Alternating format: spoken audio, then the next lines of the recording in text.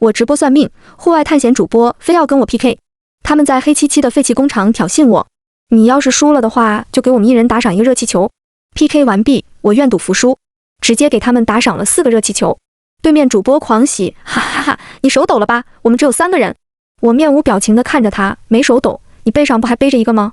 我是玄清观道教学院首届毕业生，前段时间开直播算命，又花了将近1个月的时间，总算完成了我的毕业论文。今天毕业证书拿到手了，道教协会发的从业资格证也到手了。我躺在床上混吃等死，可师傅却直接把我床掀了。毕业了还敢吃白饭，给我出去找工作去。我拎着家伙时去天桥底下摆摊去了，摆了3天，怒赚200块。第4天我躺在家里，打死也不出去了。我又想到我第1天直播的时候，网友给我打赏，我居然还拒绝了，说什么我不差钱，造孽呀！心里一阵天人交战，我还是决定向现实低头，从床上爬起来，打开了电脑。1个月没直播，我都有些生疏了。我摸索了一会儿，打开了摄像头。本以为直播间会很冷清，可没想到几秒钟后就进了人。我去，还真是心意大师啊！呜呜，我等的花都谢了。我愣了一下，有些心虚的摸了摸鼻子。我之前有些事，心意大师算命吗？我等不及了。加一。我点点头，等直播间人稍微多一点吧。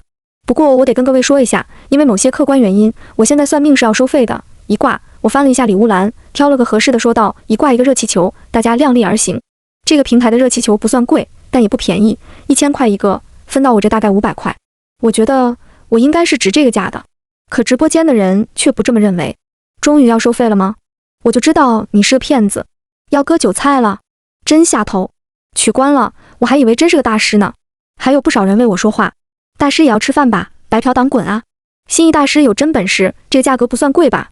我有些无奈，在等直播间进人的时候，我随手一碰，不小心按下了主播 PK 按钮。刚准备取消 PK， 那边已经其他主播连线上了，直播间又吵起来。哎呦，这就迫不及待想让我们给你送礼物去 PK 了，吃相太难看。心意大师别理他，我支持你。我看了一弹幕就没再管了。对面主播的昵称是探险3兄弟，他们的屏幕黑漆漆的，一阵窸窸窣窣的响声以后才亮堂起来。3个中年男人的脸凑在一起，中间那人嗓门很大，家人们支持一下，咱们打败对方主播，我们3兄弟带你们进去到这废弃工厂探险。他镜头一转，一座破败不堪、杂草丛生的废弃工厂出现在镜头里，门口倾斜的牌子隐隐约约能看清字华安工厂。有网友认出了这个地方，华安工厂，这个地方出了名的邪门啊！这3个人胆子真大，看着就瘆人，不会出事吧？说实话，我还真好奇里面有什么。有不少人都是这个想法，所以对面立马就有人给他打赏了，催着他赶紧进去看看。还有个财大气粗的大哥直接打赏了一个梦幻城堡。3兄弟眼睛一亮，喊得更卖力了，谢谢大哥的捧场。好，我们现在就进去看看。他们拿着手机，一边跟观众互动，一边往废弃工厂里面去。镜头晃动，我们只能听见他们粗重的呼吸声和杂乱的脚步声。随着他们的不断靠近，手机信号也开始变得不稳定。我沉默了许久，在他们的手碰到斑驳铁门的时候，终于出声提醒：奉劝你们一句，别作死。有些上头的3人和直播间的网友们这才注意到我，看清楚我的直播间名字和昵称后，愣了一下。算命直播间，哈哈哈！家人们，原来对面是个神棍啊！小姑娘年纪轻轻，还挺有想法。你刚刚说的话是什么意思？他们3人一人一句，倒是默契。我没什么表情，看着他们的背景，一字一句道：独阴不生，孤阳不长。这个地方阴煞之气很重，你们确定要进去？兄弟3人对视一眼，又看了看背后的废弃工厂，讪笑道：小姑娘别胡说，就是我们可不是你能唬住的。我的直播间里粉丝又跑过去劝他们的，你们别去了，心意大师很厉害的，他说有问题就肯定有问题，进去可能会出事的。是啊，心意大师的话不能不听。3兄弟脸色一变，神色透出一丝犹豫。就在这时，他直播间的那位大哥刷刷又打赏了2个梦幻城堡，加起来都快1万块了。他打了一行字：快进去，进去之后我再给你们打赏10个城堡。3兄弟一看见这句话，眼睛都亮了，当即什么也顾不上了。大哥说话我们肯定听，进，我们现在就进。他们一边推门一边对着我道：小姑娘是看我们赚钱眼红了吧？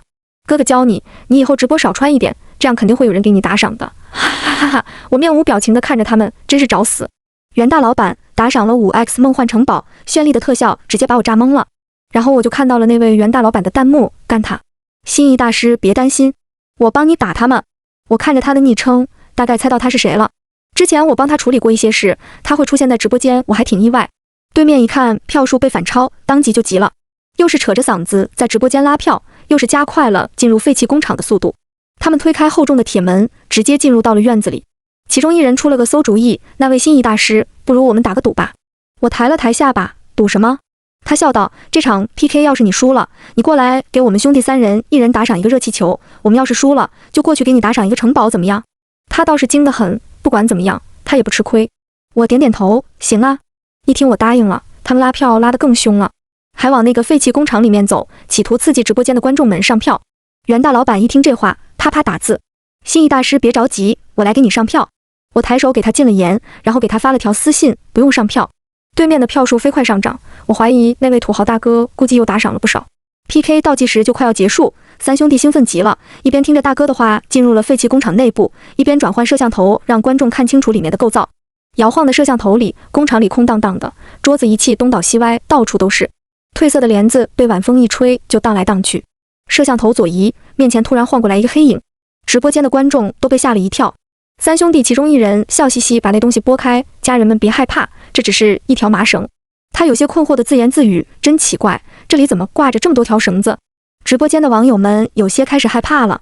主播，你们要不还是快走吧，这个地方看起来真不对劲。不是看起来，是确实不对劲。我老家以前就住在这附近，听老人说这里面死过人的。我去，真的假的？我刚刚查了一下，白岩镇华安工厂这地方40年前上过新闻的呀。说是老板携款潜逃，工人们要不到钱，还被骗走了积蓄，纷纷在工厂上吊了，死了10几个人呢，鸡皮疙瘩都起来了，太可怕了。三兄弟此时也看见了这些评论，网友们不知道，他们其实在进入这个工厂的时候就感觉出来不对劲了，但是又舍不得那么多打赏，硬着头皮进来了。此时更是开始发怵。就在这时 ，PK 心仪3做人要听劝 BJK 22结束，他们的票数领先了不少。为首那人赶紧催促小姑娘快点来打赏吧，可别耍赖呀。我点点头，当然，愿赌服输。我直接跑到对面直播间，给他们打赏了4个热气球。说实话，这是我全部的积蓄，但我不在乎，因为我知道这钱我很快就会赚回来。哈哈哈哈！你手抖了吧？我们只有3个人，你居然给我们打赏了4个热气球。小姑娘，这钱我们可不退哦。我面无表情地看着他们，淡淡道：没打赏错。你背上不是还背着一个吗？我这话一出口，对面顿时安静下来。那人瞪大了眼睛看着我，张了张嘴，却半天没说出一句话。主播怎么了？不会真被对面那骗子吓到了吧？哈哈哈，他就是手抖了一下，故意给自己找补呢。其他2人也注意到了他的异常，从旁边凑了过来。怎么了？那人惨白着一张脸，冷汗顺着额角慢慢流了下来，在开口时连声音都在颤抖。我感觉到了，2人急了。什么呀？你把话说清楚。他看起来要哭了，我感觉到我背上真的有个人。那2人神色一僵，互相对视一眼。他们看直播间都在讨论，连忙解释，哈哈哈，咱大哥就是幽默。家人们别害怕，大哥开玩笑呢。他们3人真的是亲兄弟。姓石，这个直播间刚开没多久，却已经收到了不少打赏。他们可不想前功尽弃。可石老大完全没有听懂2个弟弟的暗示，他身体都快抖成筛子了。真的有，他就趴在我的背上，你们看不见吗？石老二强装镇定，大哥你最近演技又变好了呀，三弟你别扒拉我呀。石老三愣了一下，我没扒拉你。石老二，他看了看离自己有几步的大哥，又转头看了看一脸懵逼的三弟，身子不自觉开始抖起来。刚刚真的有人在摸他的脖子。石老大受不了了，直接跪在了地上。小姑娘，不，大师，你救救我们吧！我受不了了，您快点帮忙，把我背上的东西弄走吧。什么也没感觉到的石老三愣住了。大哥，你这是干啥？难不成还真有？他的话戛然而止，其他2人连忙看过去，只见他捂着自己的脖子，脸色涨红，眼球往外凸，倒在地上不停挣扎，眼看着就要绝过去了。我目光一凝，咬破中指，把血抹在他额头上。接下来我念一句，你跟着念一句，快点！石老大彻底回神，二话不说，咬破中指按在了弟弟的头上。我沉声道：五星震彩，光照玄冥，千神万圣，护我真灵，巨天猛兽，制服武兵，五天魔鬼，亡身灭形，所在之处，万神奉迎，急急如律令。石老大结结巴巴地跟着我念。随着最后一句念完，石老三猛地一蹬腿，倒吸了一大口气，脸色终于缓了过来。他吓坏了，刚刚有人捂住了我的口鼻。直播间的网友们也被吓坏了，真的不是演戏吗？好吓人啊，这是撞鬼了吗？还不会是华安工厂几10年前死了的那10几个人吧？心仪大师的话不能不信啊。然而此时石家三兄弟哪里还有空去看弹幕，他们跪在地上朝着手机磕头。心仪大师救命啊！我们年纪轻轻真的不想死。我一边收拾家伙时一边道，先说明一下，我出外勤是要收费的。石老大连连点头，好好好，只要您来救我们，价格好商量。有网友不满，你这不是趁火打劫吗？我还没说话，史家三兄弟先不乐意了。闭嘴吧你！大师您别介意，别介意。就在刚刚，华安工厂的大门已经打不开了，他们尝试了各种方法都出不去，眼下是被困死在这里了。电话短信都发不出去，只有这个直播间还在。心仪大师就是他们唯一的希望啊！我把包往肩上一甩，拿着手机就出了门。直播被我换在了手机上，我叮嘱他们，我过去得要1个小时，你们自己坚持一下。三兄弟，大师，我们坚持不住啊！你们找找身上有没有什么可以驱鬼辟邪的东西，比如桃木制品、狗牙、五帝钱什么的。三人欲哭无泪，没有啊。石老三想了想，连忙问我，大师，童子尿行不行？我看了他们一眼，未破身的男子体内之气叫做纯阳之气，童子尿确实阳气重，可以抑制纯阴之气，只是你们，他们三个一看就30-40岁了，太好了，有救了。石老二、石老三喜形于色，转头看向石老大，大哥，你快点去尿。石老大，直播间的网友懵了一瞬，然后沸腾起来，哈哈哈哈哈，看不出来呀，石大哥牛逼，哈哈哈哈哈哈。石老大涨红着一张脸，磨磨蹭蹭往旁边去了，伴随着让人尴尬的水声，我仰头看天。石老二着急，大师，你怎么还不走？我在等公交。他们愣了一下，然后恨铁不成钢道，大师您打个车吧，车费我们报销。我看了他们一眼，早说嘛。坐上出租车的时候，石老大已经尿完了，他系着腰带走过来，大师这怎么用？我认真道，你们把童子尿抹在身上，尤其是4支，别用完了，记得留点。找个地方躲好，把童子尿撒在周围，默念我刚刚教给你的驱鬼咒，坚持个几10分钟应该没问题。石老二、石老大对视一眼，然后将视线移到石老大身上。那个大哥，你要不再去尿点？我们不太够用。司机师傅透过后视镜看了我一眼，表情复杂。我没在意，忙着给直播间的网友科普，你们平时撞鬼的时候也可以用这个方法。不过我还是建议你们去玄清观求个平安符，都是我师傅亲手画的，管用的很。华安工厂里，三兄弟缩在一起，躲在墙角瑟瑟发抖。工厂里漆黑一片，阴风阵阵。他们抱着手电筒，尽管身上的味道难闻，可他们一动也不敢动，一边默念着驱鬼咒，一边祈祷快些有人过来救他们。滋滋滋，滋滋啦啦的声响过后，手电筒突然灭了，工厂彻底陷入一片黑暗，月光从很高的窗户照进来，只能照到极小的一块地方，那里挂着10几条绳子。石老大鼓足勇气抬头看了一眼，这一看差点魂飞魄散。啊！他一屁股坐在地上，瞪大了眼睛抬头看着，鬼有鬼。2个弟弟顺着他的视线抬头看过去，只见10几个人影挂在横梁上，无风自动，在上面荡啊荡啊！啊呀！几个人鬼哭狼嚎起来。别哭了！清亮的女声在工厂里响起，兄弟3人这才想起直播还开着，他们握着手机，颤抖着声音：心仪大师，你到了吗？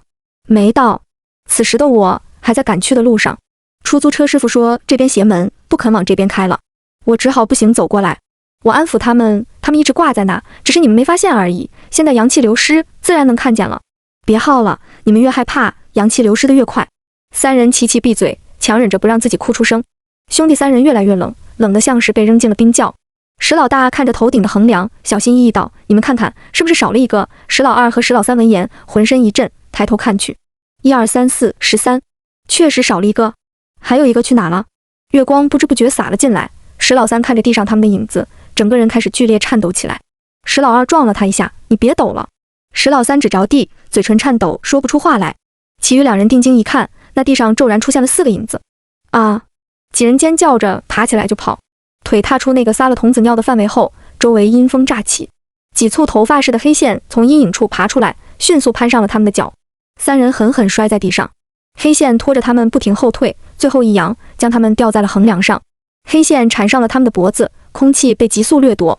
大哥，快就快尿尿！大哥！石老大脸色涨红，挣扎道：尿不出来啊！就在3人绝望之际，门口突然传来一阵急促的脚步声，随即铁门被人一脚踹开。我一进门就看见他们3个被吊在横梁上，双腿在空中乱蹬。破鞋！去！我将身后的桃木剑一抽，朝上方掷去。桃木剑冒着金光，精准无误地从他们头顶划过，斩断了黑线。石家3兄弟跌坐在地上，大口喘着气。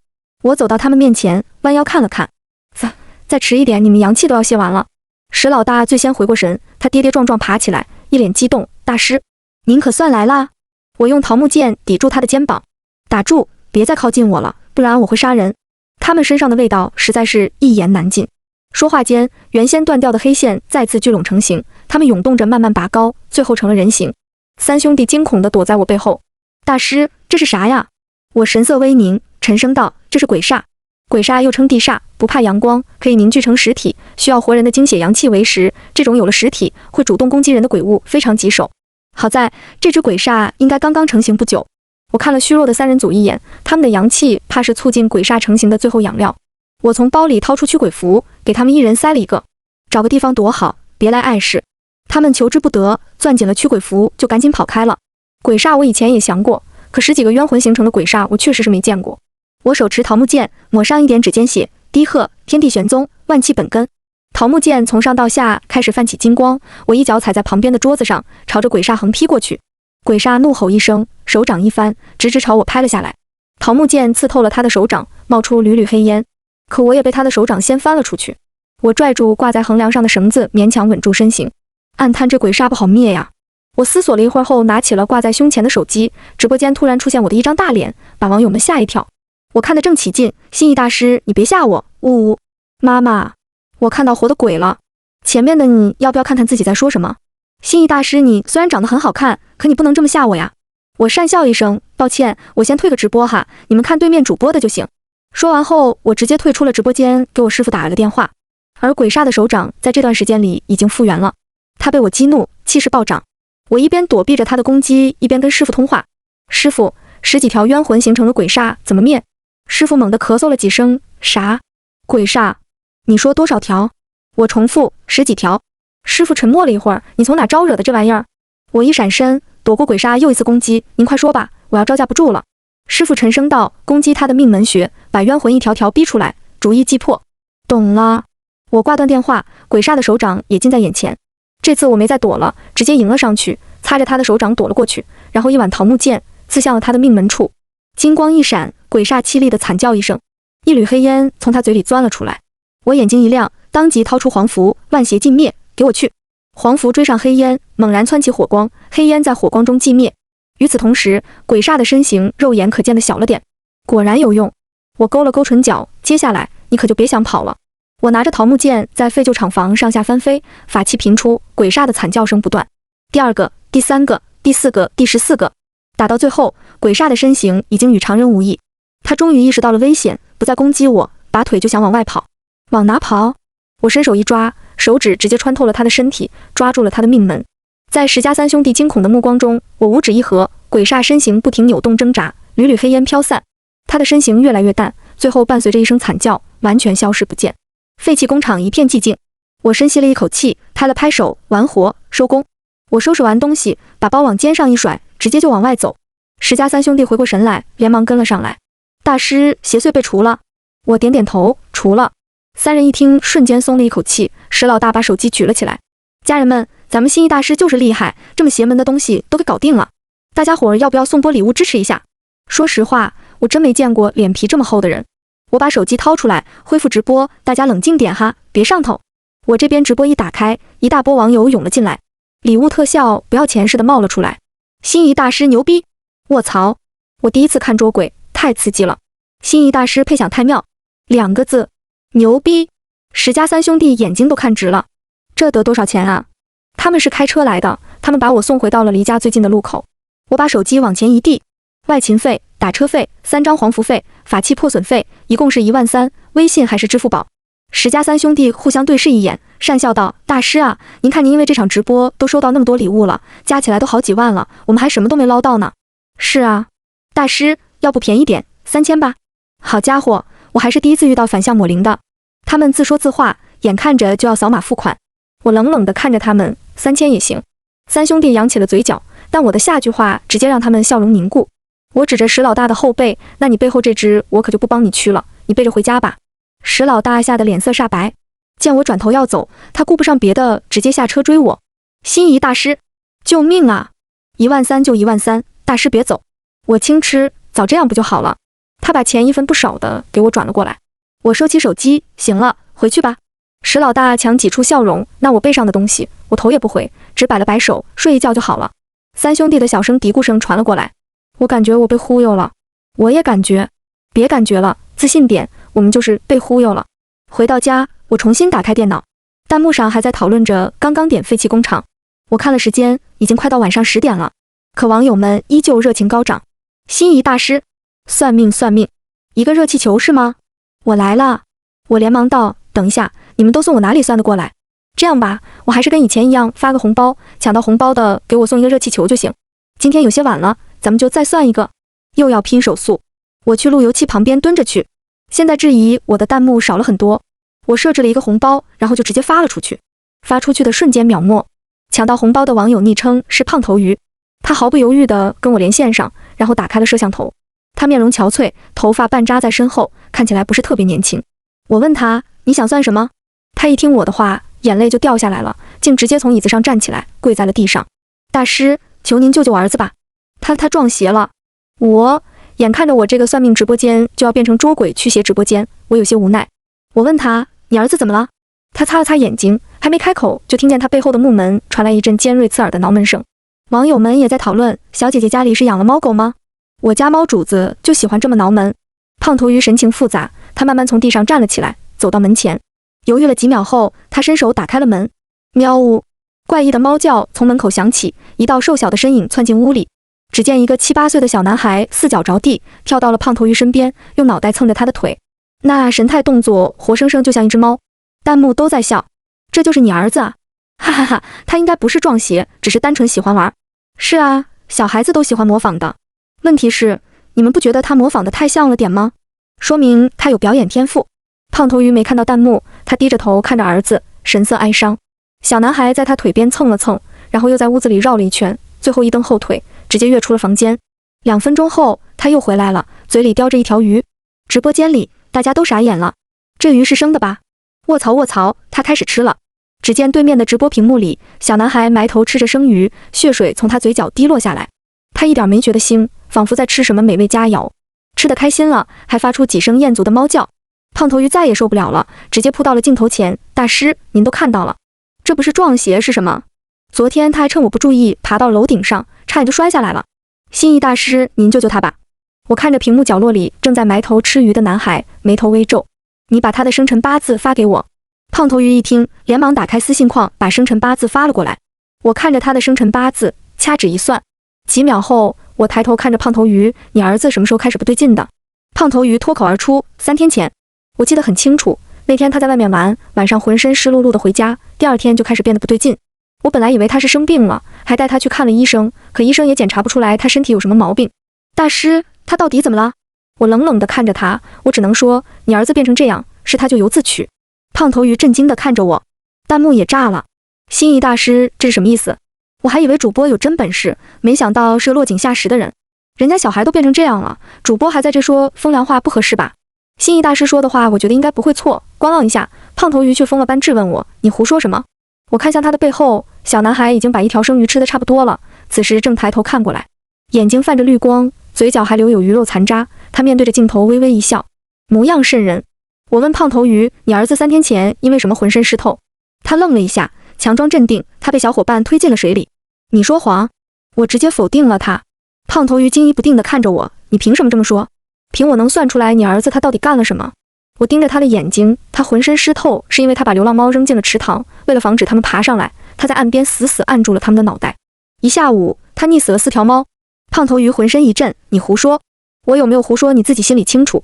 我淡漠地瞥了他一眼，你儿子是杀猫虐猫的老手了，他曾经还声波过一张猫皮送给你，你不记得了？胖头鱼惊恐地后退了一步。我继续道，你记得，你还夸奖了他，夸他剥得干净，夸他是个男子汉。弹幕听懵了，我去，这一家子变态呀！搂紧了我家猫主子。那心仪大师还真没说错，可不就是咎由自取吗？胖头鱼愤恨地瞪着我，半天说不出一句话来。他回过神，反手就要退出连线。你胡说，你污蔑我们，我不算了。你把我刚才给你打赏的钱退给我。我无所谓，行啊，反正命不久矣的人不是我。胖头鱼动作一顿，你说什么？我指着他背后，实话跟你说，你儿子不是撞邪了，是招惹上了猫灵。如今猫灵附体，你要是不尽快送走他，你儿子最多只有1个月的时间了。胖头鱼浑身震颤，他扭头看了看神情诡异的儿子，又看了看我。半晌后，他身子一瘫，坐在地上。大师，求您救救他吧，把他捆起来，用糯米堵住他的嘴。我一边说，胖头鱼一边拿笔记。你最好再借条5黑犬过来。猫灵毕竟是猫，生性怕狗，五黑犬多多少少能压制一些。胖头鱼急了，有没有办法能直接把那东西从我儿子身体里赶出去啊？我斜看了他一眼，没有。猫灵与一般鬼怪不同，它是灵物，有灵气的。要想把猫灵从他体内驱除，只能等他自己心甘情愿出去。所以接下来的这段时间，你要偿还你们做下的孽。胖头鱼怔愣地看着我，怎么偿还？好好安葬那些死去的小猫尸体，尽力救助其他流浪猫，多做善事。我说的这些很容易做到，就看你心不心诚了。他点点头，我知道了。胖头鱼神情恍惚地挂断了直播连线，直播间的网友们都在讨论，这么简单就放过他们了？太便宜他们了。那人一点礼貌也没有，看他的面相就不舒服。母子俩都一个德行。我看了会弹幕，左下角突然弹出来一个系统通知，点开一看，我忍不住发笑。心仪大师笑什么？有什么好事吗？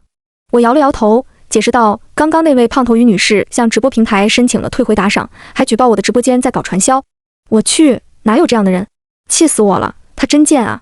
亏得大师还帮他驱邪呢。我安抚道，放心，他们家那座大神送不走了。赎罪最讲究一个心诚，他们心思太多，反而适得其反。网友又问，那最后会怎么样啊？我面无表情道，家宅不宁，鸡飞狗跳，这是轻的。要是再作孽，可能会有血光之灾。爽，真是活该，居然被那种人抢了心仪大师的算命机会，我恨。大师再算一个吧。我看了眼时间，现在已经快到11点了，而且还去废弃工厂跑了一圈，我现在是真的有点累了。我抬手打了个哈欠，今天就先到这吧，咱们明天再见。此时东边的一个小区里，江芳一边给儿子梳头，一边咒骂，狗屁的大师就知道胡说八道，还说什么猫灵缠身。我儿子这么厉害，那些猫啊狗啊的都要绕着走的，幸亏我聪明没被他骗到，打赏的钱也退了回来。小男孩扭动着身体从江芳的手下跑走，他四肢着地跑到了冰箱面前，他用手抓着冰箱门。江芳走过去摸了摸他的头，乖儿子，今天的鱼已经吃过了，咱们明天再吃。小男孩龇牙咧嘴地看着他，嘴里发出威胁的叫声。江芳仍不知所觉地摸着他的脑袋，下一秒小男孩瞬间抱起将江芳扑倒在地，他磨得尖尖的指甲划在江芳脸上，他的脸瞬间血肉模糊。江芳惊恐地爬起来，他还试图去安抚小男孩，可根本无济于事。眼看着小男孩越来越狂躁，他惊慌失措地躲进了房间，锁进了门。门被砸得哐哐响。江芳打开电脑，颤抖着手去搜直播间。好不容易他找到了玄清观心仪的直播间，可点进去一看，只有几个大字挂在那：主播已经下播了，下次记得来早点哦。他失手打破了旁边的水杯，声音又一次刺激到了门外的小男孩。他抓挠门板的声音让江芳头疼欲裂。今夜注定是个不眠之夜。